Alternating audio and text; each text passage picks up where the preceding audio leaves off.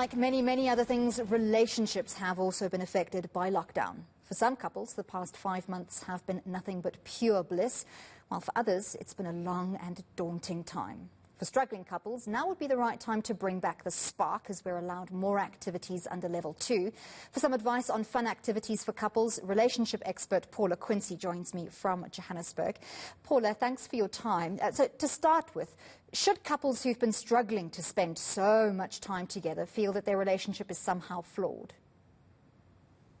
No, not at all. I think if anything, they can take some learnings and some insights away from this situation as to areas that potentially they could look to improve on. So potentially what wasn't working, how could we do that differently, what areas are working, and how can we do more of that to build a healthier relationship going forward.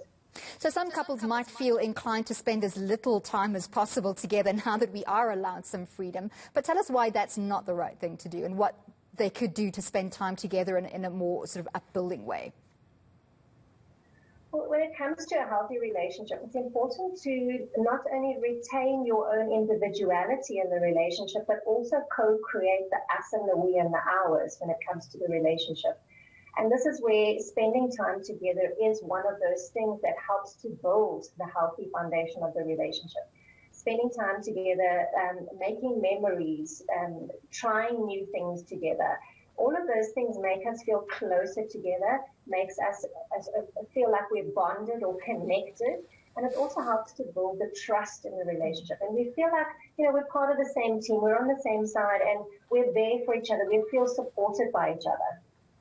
So we also have to be responsible in terms of social distancing and finances. So many of the trusted favorites just won't work. Like, for instance, we tend to fall into the same trap of going out for dinner. So how do we think out of the box when it comes to romantic time together?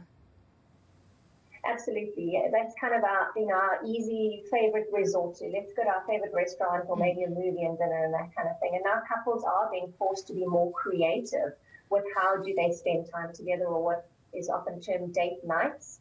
I like to call it date time because it's about really being intentional with the time that you spend together.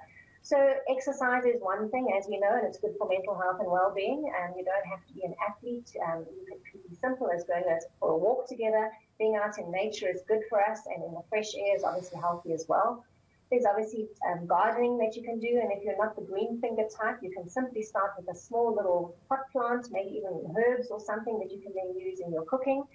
You can also do things like, supporting local. A lot of people are changing their behavior in terms of buying behavior and supporting local. So taking a walk down to your local favorite coffee shop or ice cream shop, buying an ice cream or coffee and coming back home. Also DIY projects. A lot of people are spending time together and doing those DIY projects that were on the to-do list and have been there for quite a long time. But there's also quite a lot of things that you can do from an online perspective as well. Things like virtual tours to galleries and museums all around the world. You can also do all sorts of online things like cooking classes, dancing classes, and you can even play games online, for example, building puzzles together. So those are sort of all sounding like activities that we would normally be doing anyway, but how do we make those really opportunities to connect with our partners instead of living past each other? Exactly. And this is where, as I said, it's about being intentional with your time, and it's about being a distraction-free time. So putting down those boundaries, a lot of couples that I'm working with and hearing is that those lines are blurring, working longer hours than before. So really putting down boundaries and being intentional and making time for each other where there are no distractions, and where we can really have real conversations about what I'm feeling, what's going on for me, what I'm experiencing, how I need you to be there for me. Things that we're going to do when life goes back to normal, and as we know, there is no normal, but what is the new normal? Some of the things, what are the first things that we're going to do? What are the people that we're going to see? What are some of the things that we're going to go and do? And also trying to draw up a list of things that are different that you've never done before. It's really about being intentional with spending your time together. So what about singles? This has also been a very difficult time for them. Where does one find love in the time of COVID? Absolutely. A lot of people that are single are feeling that loneliness. And as we know from all the research, chronic loneliness can have a huge impact on our mental health and well-being and our immune system. So obviously there's all the online dating platforms out there, and now could be a good time to sit back and reflect on what is the kind of partner that you are looking for, and what are you really looking for in a relationship, and where will you find that person? What kind of platforms will you find that person on? And then being creative with date nights and going on virtual dates or online dates, or if you happen to live in the same community, meeting each other, somewhere outdoors or at your local coffee shop. But it's not impossible to find love. You've just got to be very sure of what it is that you're looking for, the kind of partner, and be willing to go online and put yourself out there and try it for now, until such time as you can take it face-to-face and meet up with someone to get to know them better. Paula, is it possible to date in a socially distanced way without having to resort to sort of swipe left, hookup type online dating sites? Yes, the biggest, easiest way is obviously we have a network of family and friends, and so, being open about the kind of person that you're looking for.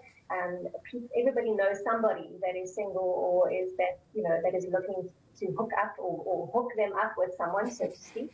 And so, things like Facebook, things like Twitter, Instagram, social circles that are online that are happening even through our work environment. We have networks in our work environment as well. So there's so many places that you can meet someone, and even, don't rule out your local grocery store standing in the queue paying for groceries. The person next to you or behind you or in front of you may well be single and looking for love as well. You never know where you're going to find love. All right, thank you very much for that, Paula Quinsee. So whether you're looking for love or have love, the important thing is to be intentional.